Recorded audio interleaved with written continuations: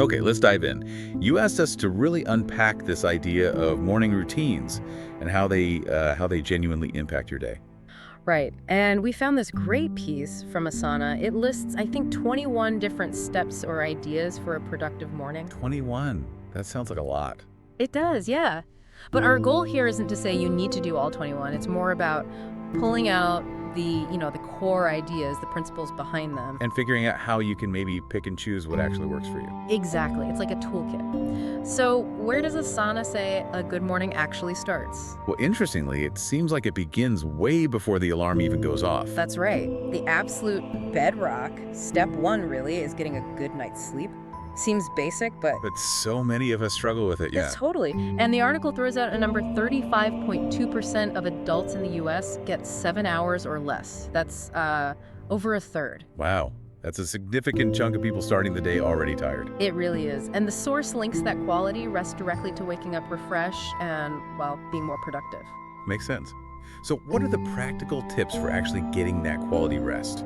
They suggest things like having a wind down routine. So avoiding, intense workouts late at night, maybe a warm bath, reading a real book. Not scrolling on your phone. Definitely not scrolling. They specifically mention turning off electronics at a set time. That blue light is a real problem for sleep. Okay. And crucially, setting your alarm to actually allow for 8 hours or more of potential sleep time, planning for it. Right, creating the opportunity. Okay, so you've planned, you've maybe wound down, then the alarm rings. What about that urge to hit snooze? The snooze button. Yep. Step two is basically avoid it. The article calls it detrimental. Because 5 minutes turns into... Exactly. 5 becomes 10, 10 becomes 30, and suddenly that time you plan is just gone. And you often feel worse, right? Yeah, groggier, definitely. So how do you fight it? They have some simple tricks. One is just counting to 5 as soon as it rings, and then making yourself physically get up, no thinking, just moving. Like ripping off a Band-Aid? Kind of, yeah. Or keeping slippers right by the bed so it's less of a shock getting out. Practical. And for coffee drinkers, presetting the machine, that smell can actually be a pretty good motivator. Oh, I like that. Using your senses. So get up, stay up. What's next? Step 3 is about making sure you've actually given yourself enough time in the morning. So setting the alarm early enough, not just for sleep, but for the routine itself. Precisely, being intentional. Enough time so you're not rushing, so you can actually do some of these things. And importantly, time for personal stuff, not just jumping straight into work. Right. Avoiding that immediate dive into emails or tasks, building a buffer. Yeah, the buffer is key for, balance and avoiding burnout later. Okay, foundation set, sleep, no snooze, enough time. Now fueling up. First thing, physically, is step 4, hydration. Drink a full glass of water. Before anything else. Ideally, yes, before coffee or tea. The thinking is, you're dehydrated after sleeping, and hydration is just fundamental for feeling good, focused, productive. Okay, rehydrate first. But coffee or tea is a big ritual for a lot of people. Totally. And the article gets that. Step 5 is enjoying that cup of coffee or tea. It's about balance. Hydration is vital, but enjoyment makes the routine stick.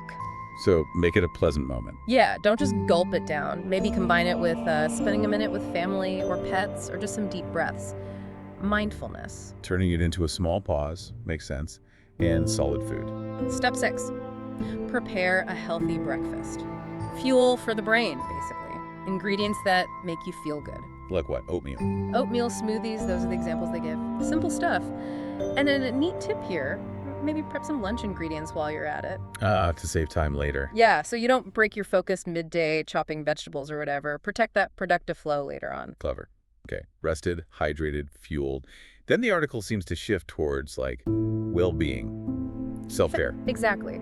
Step 7 is taking advantage of self-care. And they define it broadly, basically anything that supports your happiness and well-being. It's personal. So not just bubble baths, although maybe. Could be. Or a hot shower, maybe a quick face mask, or even just reading a chapter of a book to sort of gently wake up your brain. And the point is to do this before the day gets crazy. Yes. It's framed as supporting work-life balance, preventing burnout by looking after yourself first. Building that resilience early. Okay, what about movement? Step 8, fit in a quick workout.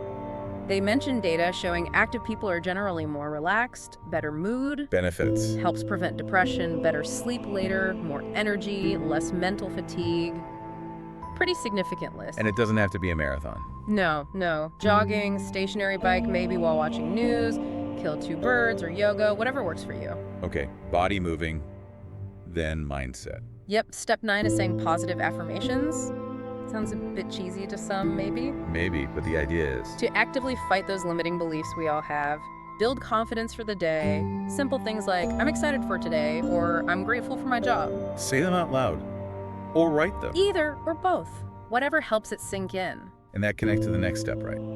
Quiet reflection. It does. Step 10 is meditating, even just by taking deep breaths. Pairs well with affirmations. Helps you relax, ground yourself. They mention roll breathing as one technique for stress. Just finding a moment of calm before things ramp up. Exactly. So you've got your body and mind sort of prepped. How do you actually shift towards work? Good question. Is there a transition step? There is. Step 11. Prioritize important tasks. This is about taking time in the morning to look at your day. Not just jumping in. Right. Review your tasks, your goals for the day, use a list, a planner, whatever tool you like, but actively rank things. Decide what's most important. It lists them out. Yeah, maybe list them sequentially. It helps calmly transition your brain, gives you a clear focus for when you do start working, sets the intention. Okay, that makes a lot of sense. Guiding your focus. Now, the article has 10 more ideas after this. Yep. Kind of like extras. Yeah, almost like bonus boosters or ways to customize further. We don't need to list all 10, but they fall into interesting categories. Well, there are things about connecting outwards. Step 12, listen to motivational music. Or step 13, call a loved one, puts you in a good mood. Or even step 14, listen to a podcast for inspiration. Right. Then there's creativity and growth. Step 16, spend time on a hobby. Step 17, think creatively while your mind is fresh. Before the day's demands hit. Exactly. Or step 18, read an industry blog post to stay sharp. Even step 19, doing a crossword puzzle, gentle mental warm-up. A real variety there. It is. And simple physical stuff too, like step 20, just taking a moment to stretch, gets the body ready. Okay. Any other big themes in those extras? One really interesting one is the last one, step 21, perform a retrospective. A retrospective, like looking back. In the morning. Yeah, exactly. Looking back at yesterday. What went well? What could have been better? Huh. Why do that in the morning? The idea is to take those learnings and apply them today. So it's not just having a routine, it's about constantly tweaking it, improving yourself based on reflection. Wow. Okay. That adds a whole different layer. Continuous improvement. It really does, and it brings us back to the main point, I think. We've gone through, potentially 21 steps from this source. Which still sounds overwhelming if you think about doing them all. Right, but the real takeaway isn't the number, it's the principles. Get good rest, fuel yourself properly, look after your mind and body, transition thoughtfully. And then maybe add those extra bits that really resonate with you. Precisely. Find the mix that actually makes you feel happier, more prepared, more focused, more balanced. That's the goal. It's a blueprint, not a prescription. Perfectly put. These habits, chosen intentionally, can genuinely change the tone of your entire day.